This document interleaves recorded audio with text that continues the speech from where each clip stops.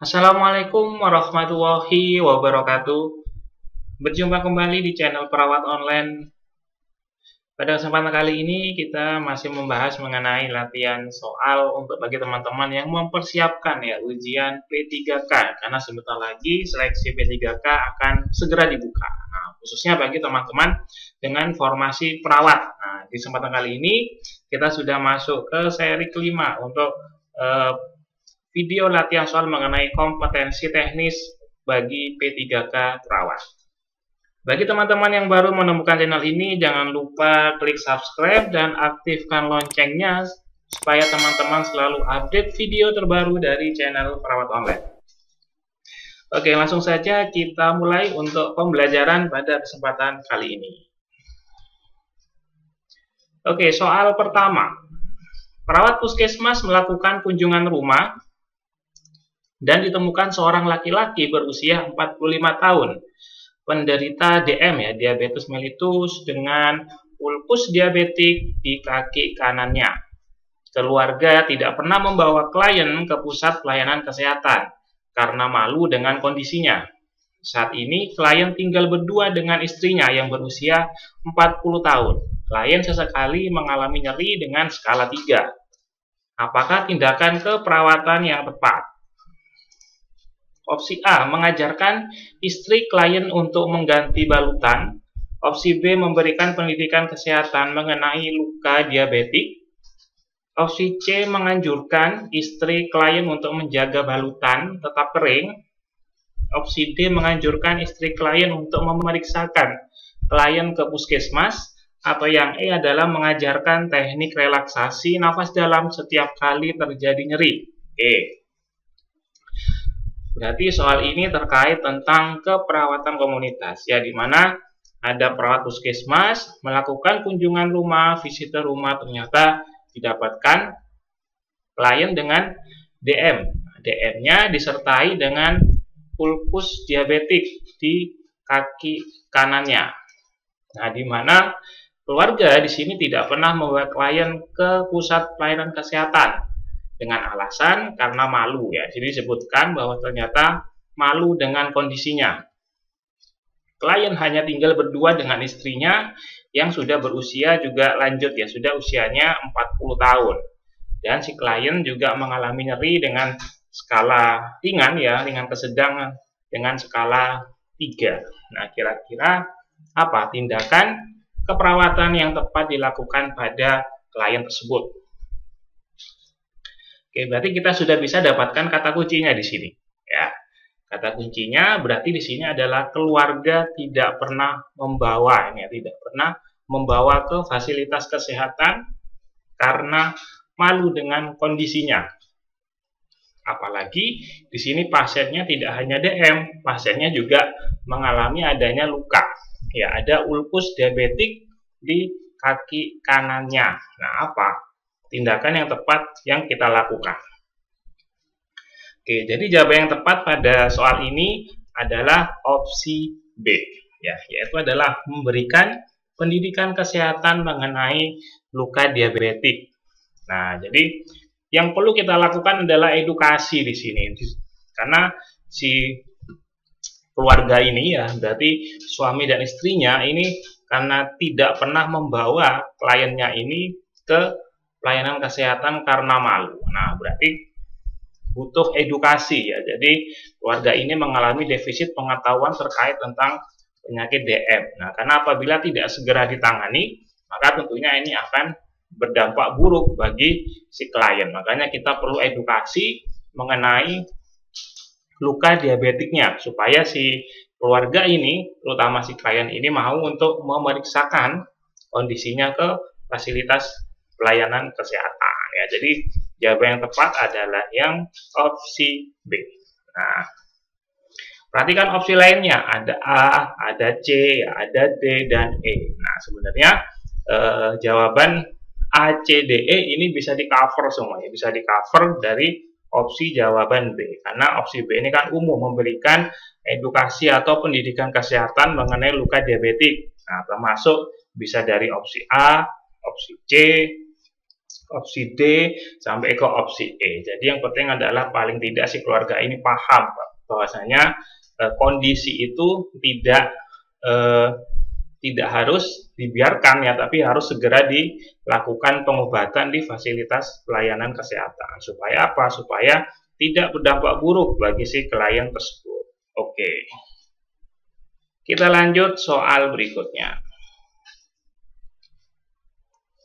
Seorang perawat komunitas mendatangi sekolah-sekolah dasar dan memberikan obat cacing secara gratis kepada anak sekolah dan balita pada kegiatan posyandu. Kegiatan ini merupakan kegiatan rutin yang dilakukan selama 2 kali dalam setahun. Apakah bentuk tindakan yang dilakukan oleh perawat? A. Penyuluhan kesehatan. B. Preventif primer atau pencegahan primer. C. Preventif sekunder. D. Preventif tersier, atau yang E adalah kuratif. Nah, oke ya, jadi masih ingat tipe-tipe pencegahan ya. Kira-kira ini masuk ke tindakan apa? Nah, oke, kita cari kata kuncinya dulu di dalam soal ini ya.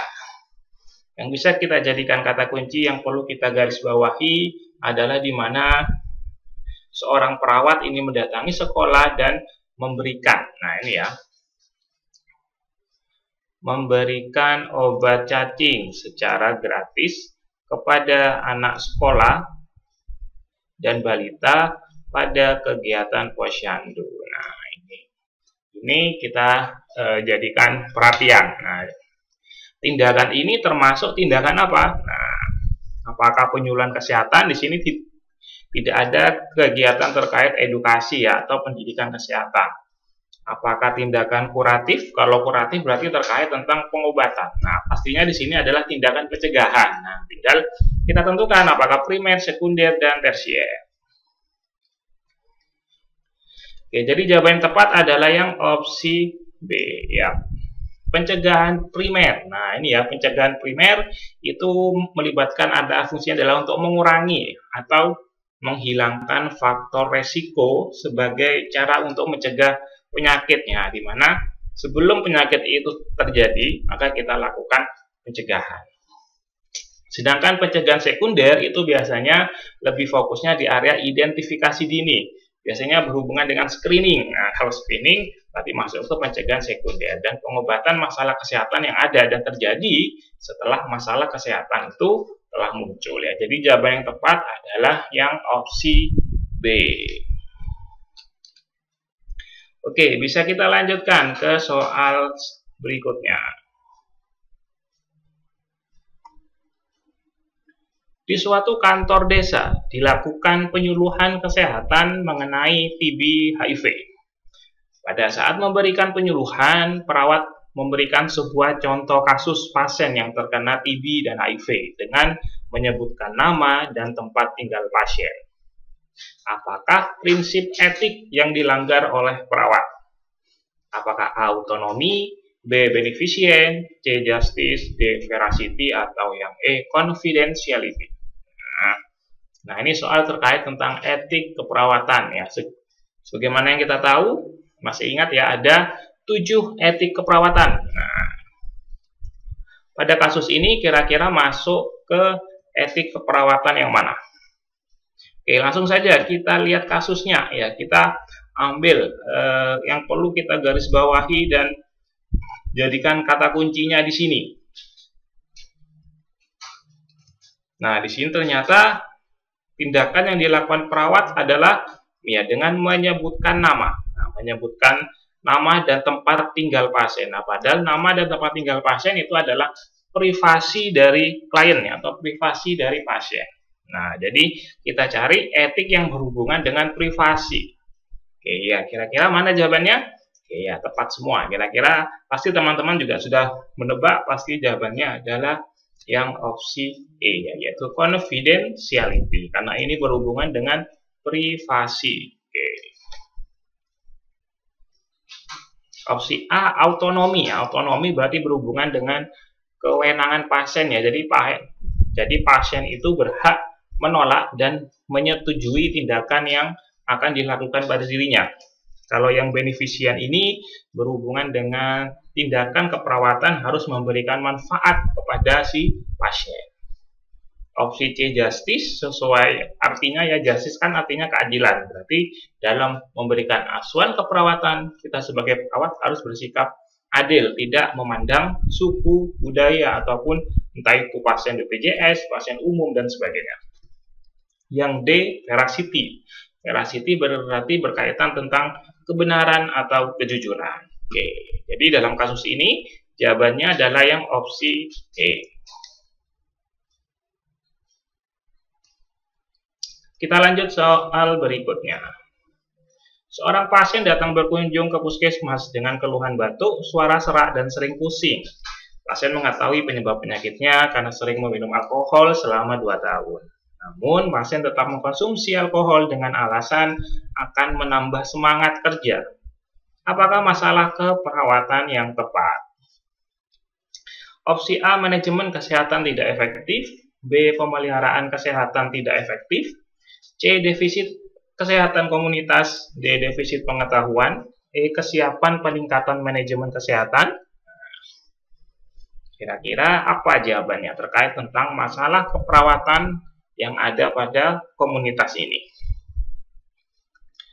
Oke ya, langsung saja kita bahas. Nah, di sini disebutkan ya, pada saat pasien berkunjung ke puskesmas, nah ternyata ada keluhan batuk, suaranya serak, sering pusing. Sebenarnya pasien itu mengetahui ya, pasien mengetahui penyebab penyakitnya karena sering meminum alkohol selama 2 tahun. Tapi di sini pasien tetap mengkonsumsi ya, padahal dia sudah tahu kalau penyakit itu disebabkan karena minum alkohol. Namun pasien tetap mengkonsumsi alkohol dengan alasan yaitu dapat menambah semangat kerja. Nah, kira-kira dari kasus ini masuk ke masalah keperawatan yang mana? Jadi pasien ini sebenarnya bukan defisit pengetahuan, karena pasien ini sebenarnya sudah tahu, karena dijelaskan di kasus ya, pasien ini mengetahui ya. Jadi pasiennya tahu sebenarnya, tapi karena ada alasan lain, dia akhirnya tetap mengkonsumsi. Alasannya apa? Yaitu adalah dapat menambah semangat kerja ini. Jadi jawaban yang tepat adalah opsi B ya, di mana pemeliharaan kesehatan tidak efektif ya. Jadi si pasien ini tidak mampu dalam memelihara kesehatannya, ya, tidak efektif dalam memelihara kesehatannya. Oke. Kita lanjutkan soal berikutnya.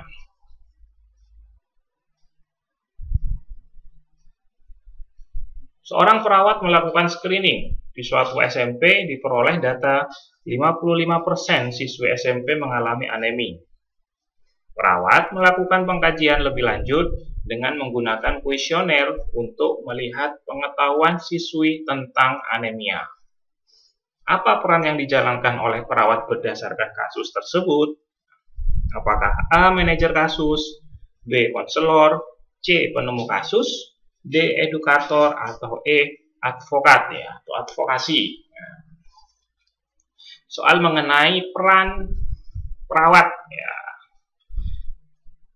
Oke, kita kembali ke kasusnya. Nah, berarti kita cari tindakan perawat pada kasus ini apa. Nah, baru nanti kita tentukan. Nah, ini termasuk peran perawat yang mana. Di kasus disebutkan, bahwasanya perawat melakukan screening. Nah, ya, perawat melakukan screening, ternyata ada 55% mengalami anemia. Nah, jadi perawat menemukan data. Nah, dari screening yang dilakukan oleh perawat, maka perawat ini memperoleh data. Oh, ternyata ada 55% siswi yang mengalami kondisi anemia atau kekurangan darah ya, sel darah.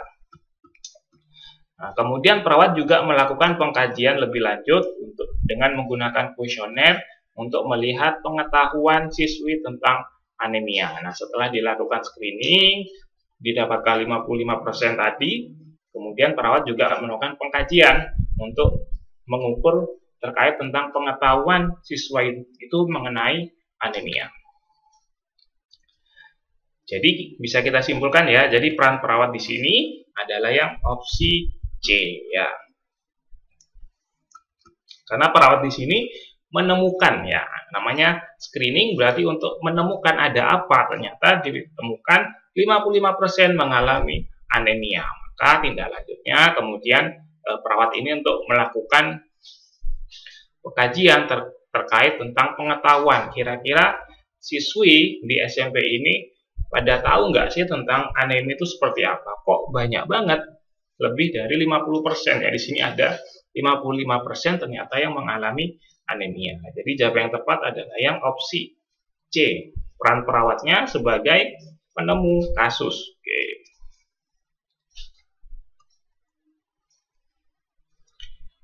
Oke, jadi cukup sekian untuk video pembelajaran pada kesempatan kali ini. Nah, ini ada info menarik bagi teman-teman yang sedang mempersiapkan seleksi P3K di periode ini. Nah, dari Satya Institute mengadakan kelas online ya, atau bimbingan belajar secara online. Semuanya full online, jadi teman-teman tidak perlu datang ke tempat. Teman-teman cukup menyediakan gadget dan menyediakan pulsa tentunya, pulsa data. Untuk apa? Untuk mengakses dari kelas ini.